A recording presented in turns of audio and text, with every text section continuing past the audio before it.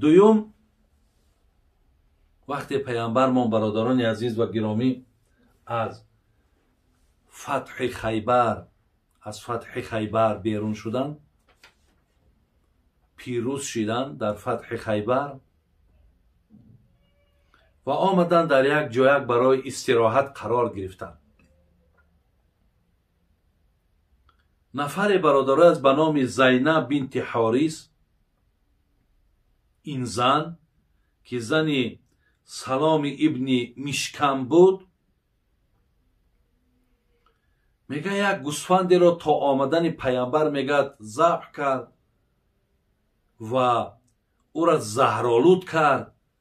حتی میگه اطراف پیامبر پرسید که پیامبرمان کدام موضع گوسفند بیشتر دوست می‌دارد؟ گفتن حضرت بیشتر دست گوسفند دوست می‌دارد. همون دست با بیشتر زهرآلود کرد. وقتی که گوسفند پخته شد، گوسفند آوردن، پیامبرمان به خوردن شروع کرد و حضرت وقتی یک ناله را گرفتن در دهانشان گذاشتن. زمانی که در دهانش گذاشت، حضرت چی گفت؟ گفت این هذا العظم لا یخبرونی انه مسموم. گفت مردم باز بسین، گفت نخرین. گفت زیرا گفت همین گوشتی که در دهان من هست مرا خبر داده است که ای محمد نخور که من زهرآلودم.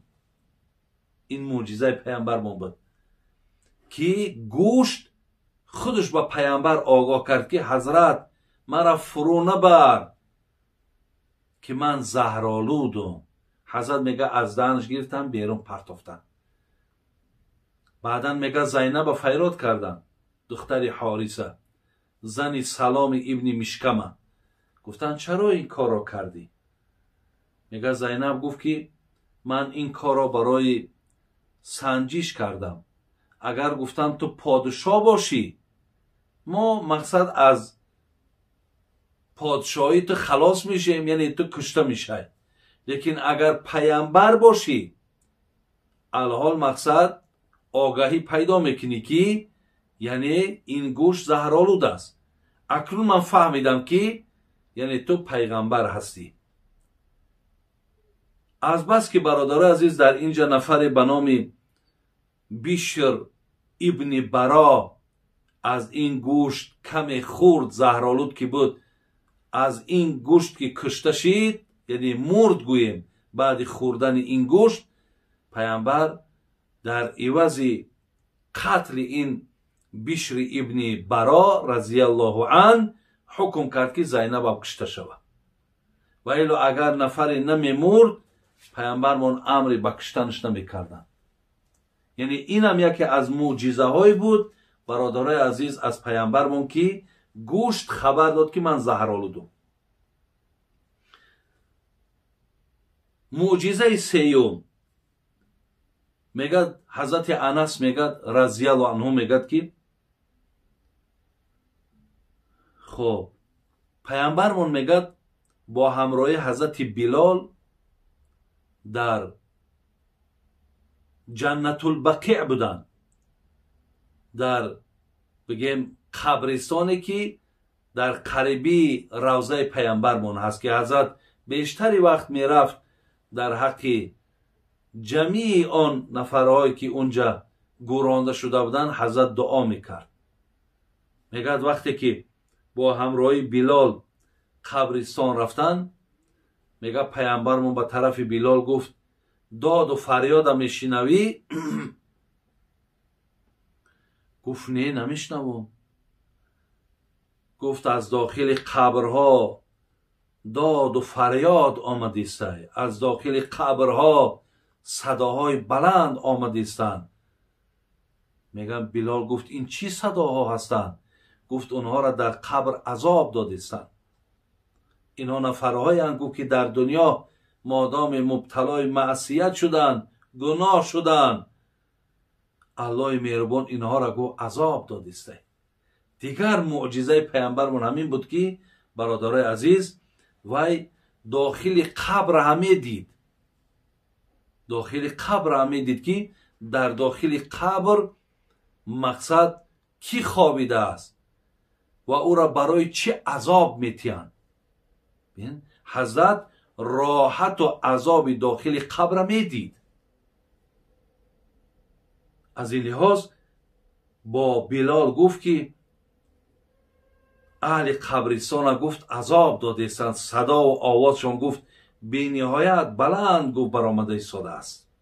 اینم از معجزه های برادر عزیز پیامبر نازنین ما بودند.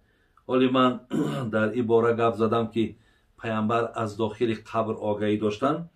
یک حدیث در اینجا از حدیث امام بخاری و امام مسلم در ذهنم آمد. من گفتم موضوع گفتنش است برای شما گویم. راوی حدیث حضرت عبدالله ابن عباس است.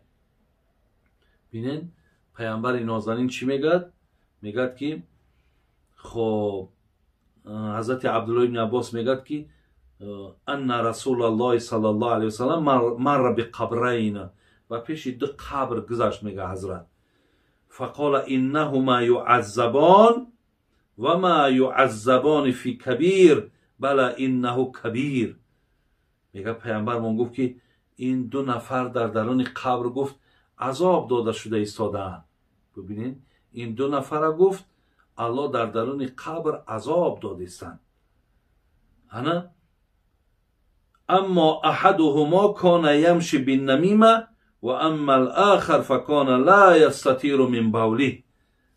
گفت این دو نفر گفت دو گناه داشتن که گناهاشون گمان میکردن که گناهی نه چندان کلانی است، ولی پیامبر گفت این گناه های کلانی است که به سبب این شما در قبر عذاب داده میشین.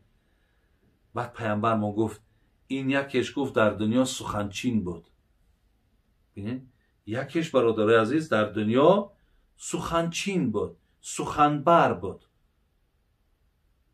و دویمش گفت نفری بود که در پاک کردن بولش به اهمیت بود. برادرای عزیز و خواهران مادر عزیز، از این دو گناهی که دو نفر در قبر عذاب داده می شدند، یکی ببین سخنچین یا سخنبر، دیگری از پیشاب خودش احتیاط نمیکرد. مقصد پیشاب میکرد در حال مقصد همون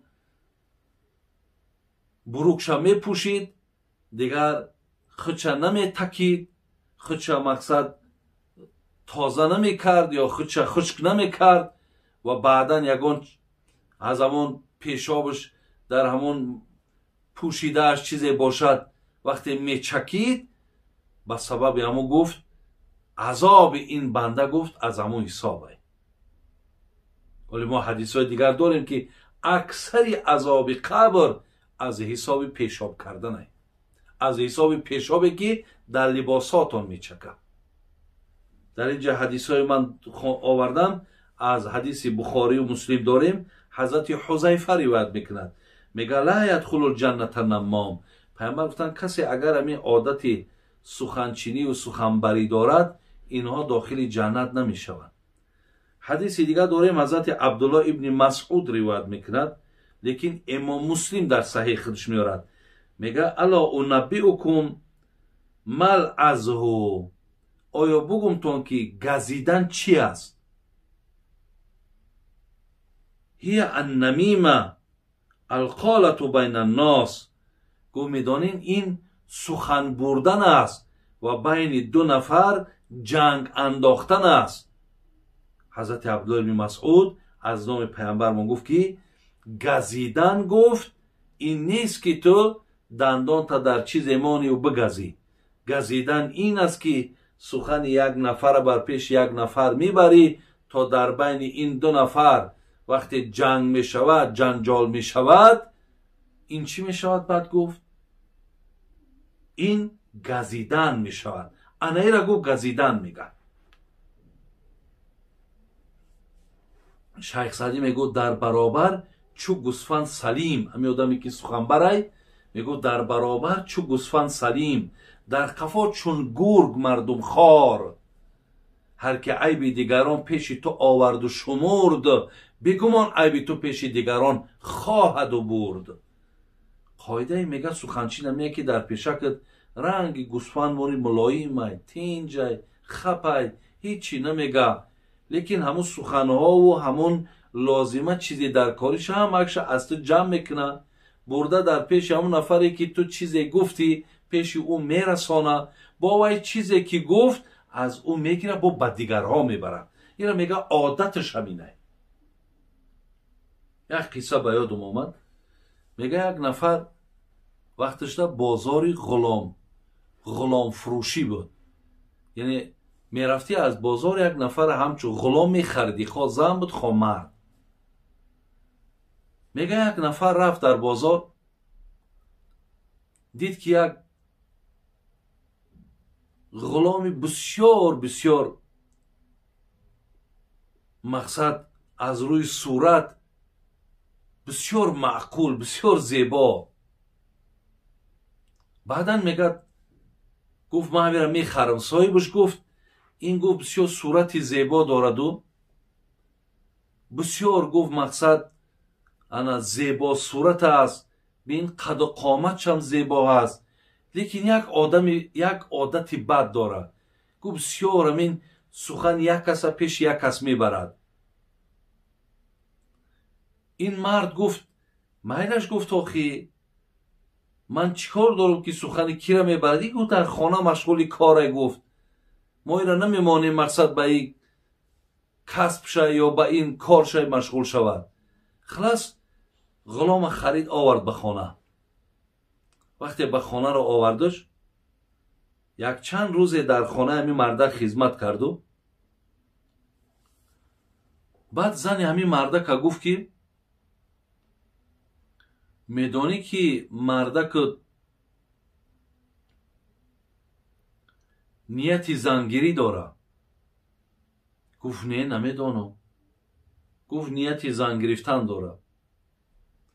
اگر خواهی من علم جادو دارم، من یک کارش میکنم که از همین اراده و از همین نیتش پس میگردونم. دیگر این زنه که خاندار گفت بسیار خوب میشوه، خیلی همین کار بکن. گفت برای این کار یک کار دیگر در کار. گفت چی کارای؟ گفت از همون ریشی گفت شوهرت یک چند دانه برای من در کاره. ای گفت میلش من همین شب گفت این کار بود میکنم. همین زمان پیش شوهر این زن رفت و گفت که میدانی که گفتی زنی تو گفت مقصدش نابود کردن تای تو نابود میکنه، تمام سلطنت دولت و شرایط میگیره. گفت یک جا فهمیدی؟ گفت الحال ما همراهش بودیم، امشب گفت در دستش گفت کاردی را میگیره یا قیچی را میگیرد میآید را برای نابود کردن. خودت به خواب بداز. گفت بعد میبینی. مردک همچنان هم کرد. میگه خچه به خواب داخت اکو زن باید بیاد یک چند دانه تاری موی همی ریش همی را گیرد.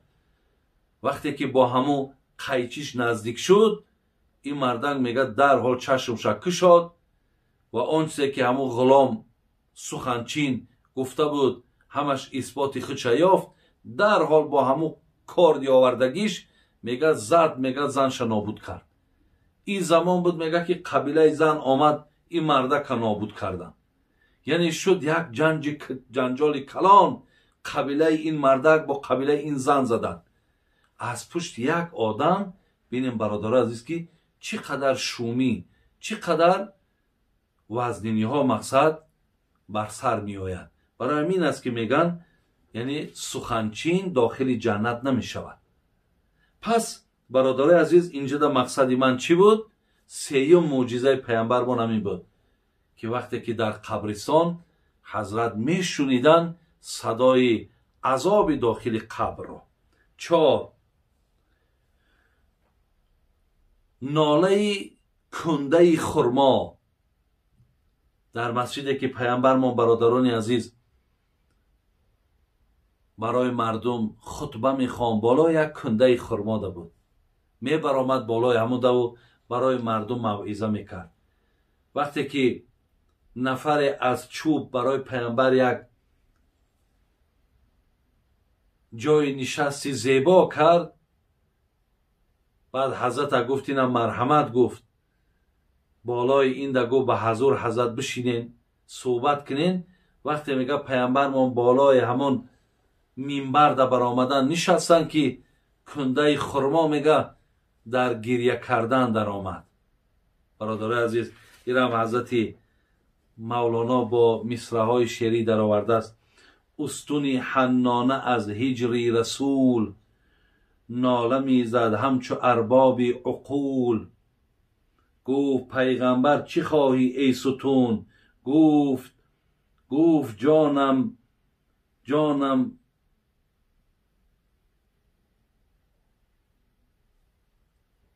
گفت جانم از فراقت گشت خون.